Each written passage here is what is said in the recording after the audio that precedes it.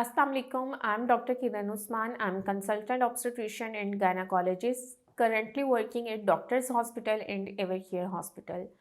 आज मैं जिस टॉपिक के बारे में बात करना चाह रही हूँ वो ये है कि बहुत सी बच्चियाँ जिनकी शादी है वो आती हैं और बहुत ज़्यादा कंसर्न्ड होती हैं कि आफ्टर फर्स्ट इंटरकोर्स हमें हैवी ब्लीडिंग होगी, नॉर्मल होगी या बिल्कुल नहीं होगी। तो आज ये वीडियो उस सब सवालात के जवाबात के लिए बनाने जा रही हूँ ताकि आप लोगों को कोई कन्फ्यूजन ना हो।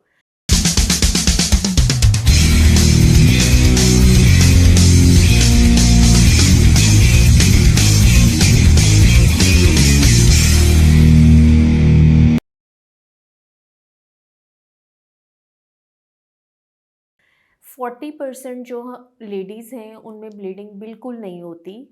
ये चीज़ें अक्सर मर्दों के ज़हन में शक व शुबहात पैदा करती हैं, इसलिए इस टॉपिक को डिस्कस करना बहुत ज़्यादा ज़रूरी है।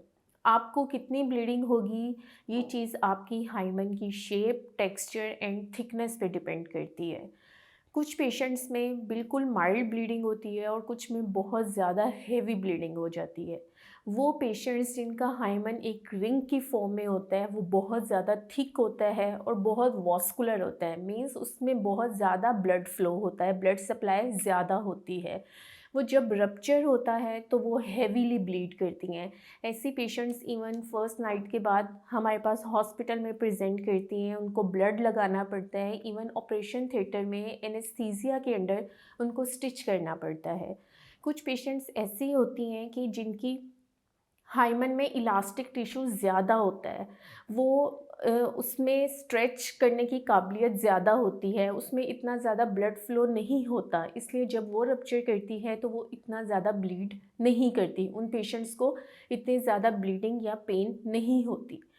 कुछ केसेस में ऐसा होता है कि फ़र्स्ट इंटरकोर्स पर आपकी हाइमन रप्चर ही नहीं करती, वो बहुत थिक होती है और फिर जब वो बाद में रप्चर करती है सेकंड थर्ड टाइम पे तो वो बहुत ज़्यादा उसमें ब्लीडिंग होती है और टीयर बन जाते हैं जिसको स्टिच करना पड़ता है।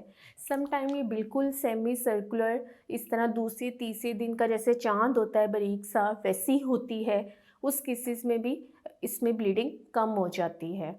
जैसा कि मैंने आपको पहले भी बताया कि 40% केसेस में ब्लीडिंग होती ही नहीं है और फिर जो मर्द हज़रात हैं उनके माइंड में काफ़ी ज़्यादा क्वेश्चंस होते हैं, तो वो बच्चियाँ जो कि स्पोर्ट्स खेलती हैं उनमें हाइमन ऑलरेडी रप्चर हुई होती है। ये भी बहुत क्वेश्चन पूछा जाता है कि किन में हाइमन पहले से रप्चर हो सकती है, तो लिहाजा वो बच्चियाँ जो स्पोर्ट्स खेलती हैं, साइकिलिंग करती हैं, सम टाइम्स आप शाफ्ट ऑफ द साइकिल पे अगर गिर जाओ उसमें भी हाइमन रप्चर होने के चांस होते हैं।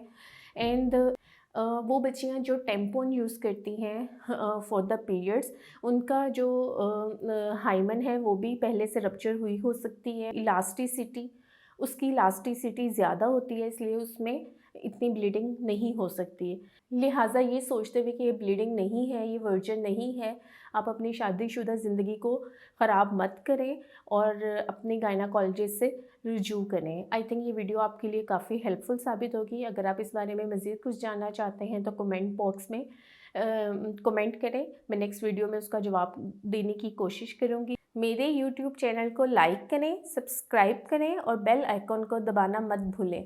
Thank you so much.